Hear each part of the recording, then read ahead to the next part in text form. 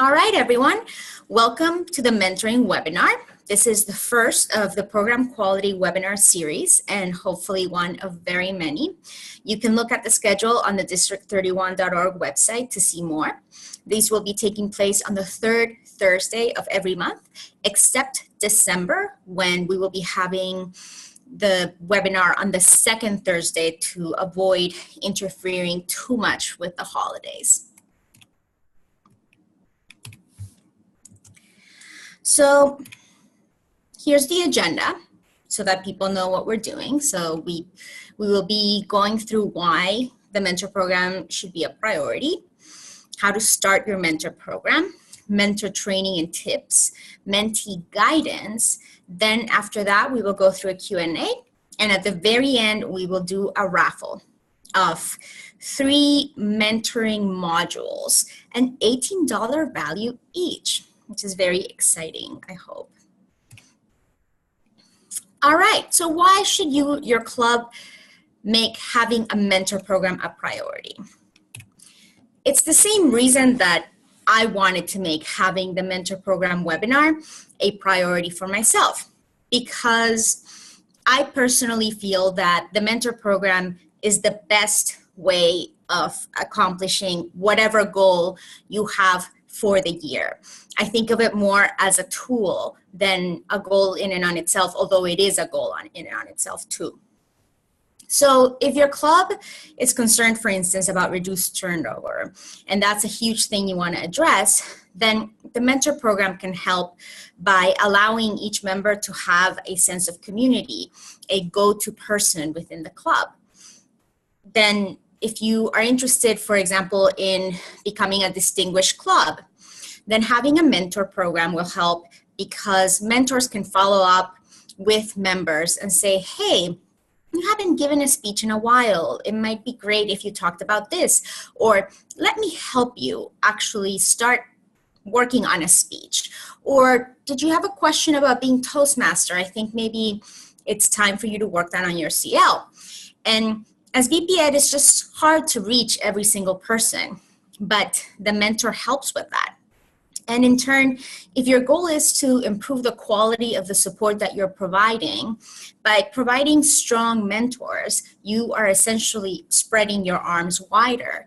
And if you're trying to accomplish a very specific goal that requires spreading a message to your club members, there's no better way than talking to your mentors about it, because they're going to have that personal touch. Think about the difference between hearing an announcement at a meeting and actually having your club buddy talk to you about it. So now that we've established why it's important to make it a priority, let's talk about it. So I know some of you may come in having a mentor program, and there will be a lot that we will cover that will help for that. But in general, even if you have one, you always want to think about your club's needs, because what works at one club may not work at a different club. It'll depend on the needs of your membership and things like how big is your club, because that'll give you a sense of how much work it'll be to track the program. Or how often do you have new members? Because if you have new members every week, then you may have a hard time finding enough mentors for them. Or does your club have a lot of experienced members? How many people do you know that would actually be able to walk other people through the Toastmasters program? And that's key, because that'll help you consider what are the basic qualifications for being a mentor within your club. I put together some format ideas for the mentor program. These, of course, are not exclusive. There are other concepts out there, but I felt that these encompassed the general concepts the best. So one is automatic assignment. And what that means is that if you join the club, you get a mentor. Then in terms of implementing it, the VP of Education would have a pool of mentors. And then every time someone joins, they would send an email to the mentor and mentee, make an introduction, and then make a note on that pool. And we'll talk more about tracking the program later. So a positive side is that then everybody gets support and basic information. The cons is that it's difficult to get enough mentors, and this could get very high maintenance depending on your club. If you do choose to go with this format, I would recommend that you don't do it retroactively. One thing that this format is great for is low retention. If you're having very few people join the club in the first place, then giving them this big resource from the start is probably a good idea. This is my favorite one. It's the buddy program. And the reason that I love it so much is that I feel like it encompasses, sorry, I just got a question. Just, I will be addressing these at the end.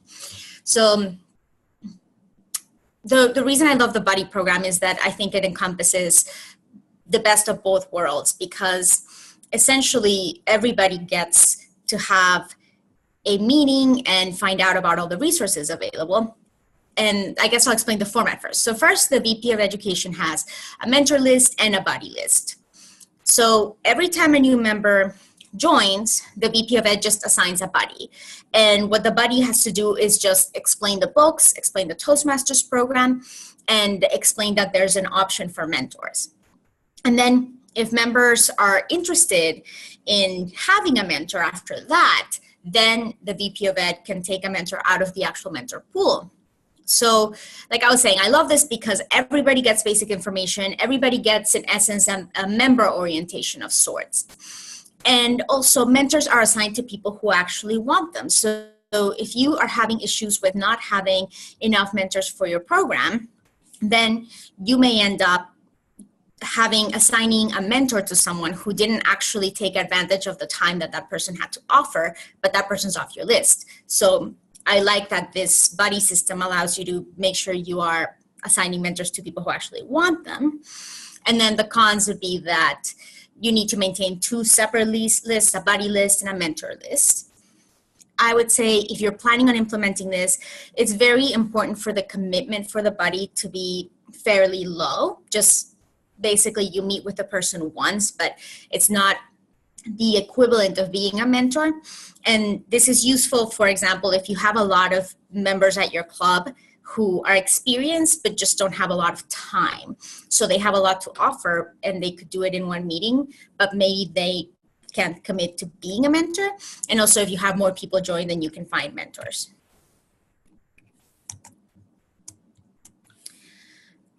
And then the last option is what I think most clubs have nowadays that have a mentor program, and it's an opt-in assignment. So what happens there is if I'm a member and I request a mentor, then the VP of Ed assigns me a mentor. The pros, it's low maintenance and it's better for a small mentor pool. The cons is that then not all people who join get the basic information, and it's tougher to use that kind of mentor program as means to accomplish your goals. It's also difficult to maintain interest in the program. If you do choose to implement this, I would say that marketing the program properly is the most important aspect of having the program survive. Whatever you do, whatever format you choose though, please make sure that you start small and build it up. Don't reinvent the wheel. Definitely take advantage of resources already available from Toastmasters International. You can get a mentor interest survey, a mentor assignment notice, a mentee assignment notice, and I would say customize them so that they actually match what your club's needs and expectations are for the program. Also, talk to the club's most experienced members about what time they can commit, how many of them are able to be mentors, and figure out a couple of small goals to start with based on the format you choose. So maybe if you choose a buddy program, you want to assign a buddy to everybody that joins for the next month, and have that be a milestone for you. But just something small so that you can build up from it and it's not too overwhelming. Finding good mentors. Now, that can certainly be a challenge, and I have no magic recipe for it. But I would say that in general, the ideal mentor meets two qualifications. They are approachable and they're knowledgeable of the Toastmasters program. Those are really the most important pieces. It's nice if your mentor is a good speaker, but keep in mind that being a good speaker doesn't mean you can always talk about techniques. So maybe that isn't the base requirement. What I will say is that there is no qualifying requirement for being a mentor in terms of Toastmasters International. There is nothing specific about how many speeches you need to complete, how much training, but I would highly recommend that you as a club have a requirement, and it could be anything. It could be number of speeches or leadership projects done. It could be going through a formal or informal mentor training.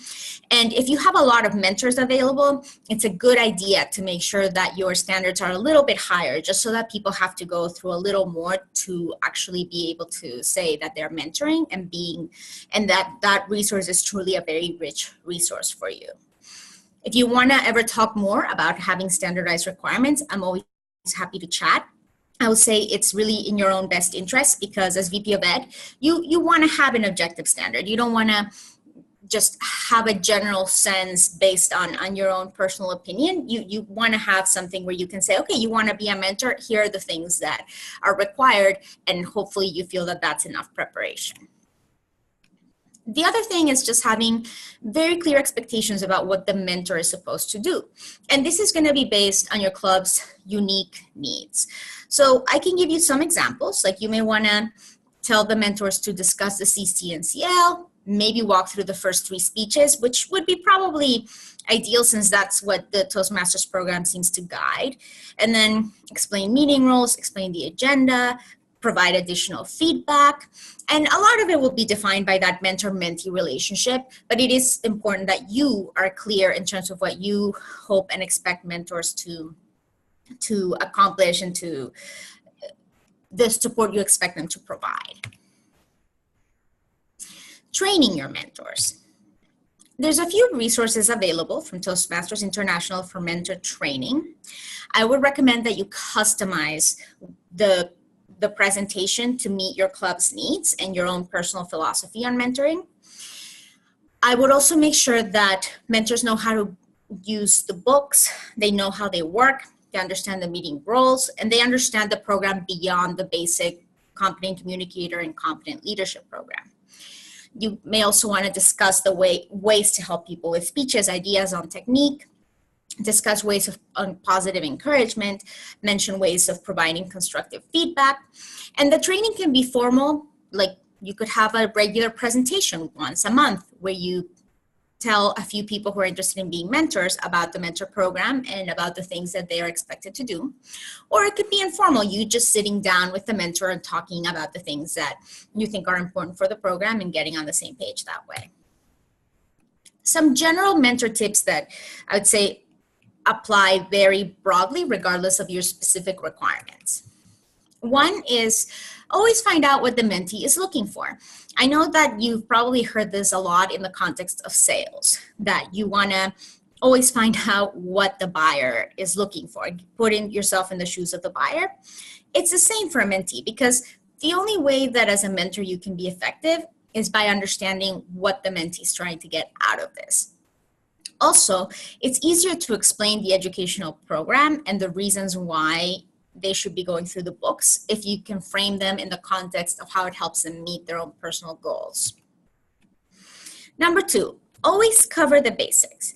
I bet at least one of you joined Toastmasters thinking that it was only about public speaking, and yet most of you are in leadership, not realizing at the time that perhaps the leadership track would be a great way to meet your goals.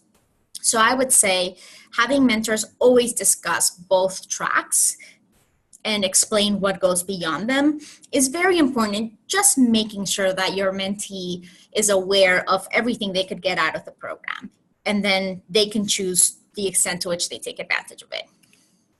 3, and I will mention this again, Toastmasters is a self-paced program. As a mentor, it is to some degree your duty to just make sure that your mentee understands that the onus is on her. The mentor can and should encourage mentees to move along in the program, but Toastmasters is self-paced. It's all about making your own progress, and you are responsible for your own learning. And tip 4, communicate your availability. It's great for mentors to explain best way to reach them, easiest ways to meet, extent of availability, and this could include anything from the times in which it's convenient to have a phone call, or is it convenient for me to meet for coffee? Mentee responsibilities. I'm going to start with a caveat that the mentee responsibilities are really rules of basic human decency to some degree. It's really not intended to be this serious commitment as a mentee that is a really big deal. It's more just about understanding that, one, you should be respectful of your mentor's time, and you should have basic professionalism. After initial contact, you should probably reach out to your mentor with a question, and it's a two-way street. This is not, again, your mentor is not your instructor that or tutor that is paid specifically to reach out to you and nag you. That's not what it's about. And it's important for mentees to understand that mentors are volunteering their time, so they need to be respectful of that. But again, this is something that hopefully is common sense for most people. It just may be worth mentioning in a welcome email. And then again, I know we mentioned this in the context of mentors explaining to mentees about the self-paced program, but it is important that you also reinforce that message and explaining that ultimately their progress is up to themselves. Also, that it's possible that they won't click with their mentor, so it's okay to let you know that they didn't click and they want someone new. Or it's not like if you find someone else that you also work well with, you're cheating on your other mentor. You can have more than one really constructive mentor relationship. Maintaining your mentor program. Persistence, persistence, persistence. Remind everyone that you've started a mentor program. Sometimes it takes many times for people to be fully aware that the program is out there. Also, some people will say that they don't need a mentor at first, the first time you ask, but later on they may realize that they need someone or that they could use someone. It could be helpful for their development. And the other thing is, feel free to offer the mentor program as a resource if you ever sit down with a member and discuss their progress on their speeches, because it's always better if you can say, well, I've noticed you haven't been giving speeches, and I think this is one way that I could help that. Make sure you track your mentor and mentee relationships. We will be providing some specific Google Sheets that you can use and download for that. It's very simple stuff, really, but it's one way of tracking things that could be useful for you. And then Toastmasters International also does provide quite a few materials that are worth looking into. Even a mentor certificate, which I know some of you have an issue of having too many mentors, but if you don't have enough, it's always good to have a way to encourage people. You know, we all love our certificates at Toastmasters. There's also email templates available, and we're gonna put some specific templates on the website that you can modify more easily, where we will include some of these basic ground rules and expectations that we discussed throughout here, and you can of course use them however you see fit. Lastly, make sure that the program is sustainable. Toastmasters is a very unique organization in that it changes every year in terms of the leadership. This year I'm Program Quality Director. Next year it'll be someone else.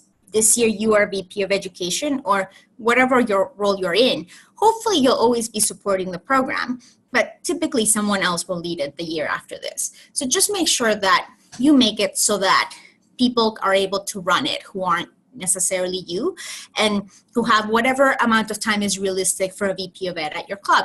Just make sure you tailor it that way. Lastly, because the strategy for having a sustainable program can be different for every club, I would highly recommend that you consult the district leadership for help. You should definitely reach out first to your area directors, but your division directors and the trio is also here to help. I listed a couple of frequently asked questions that we covered a little bit, but one of them is, what happens if a mentor is having a hard time fulfilling the CL requirement? We all know that the Competent Leadership book has mentoring as one of the 10 projects. So what I would recommend in that situation is to try to pair that member with people that say that they expect to need more help. And then ultimately, just to keep in mind that the mentor is there to be a resource to the mentee. So just making sure that the mentor is not making it sound like the CL is their primary motivation, because that will most likely make their efforts go unrewarded. Nobody likes that kind of concept as much. And I know that people are committing their time because they want to help, so it's better to focus in that light. And then who qualifies as a mentor? Are there strict guidelines? This particular question came up in a survey, so I wanted to address it even though we mentioned it earlier, but just that there's no Toastmasters International guideline. It's a matter of you as a club coming up with whatever specific guidelines you think make sense based on what you hope to get out of the mentor program. So now that we're going to Q&A, I'm going to stop recording. Just a sec.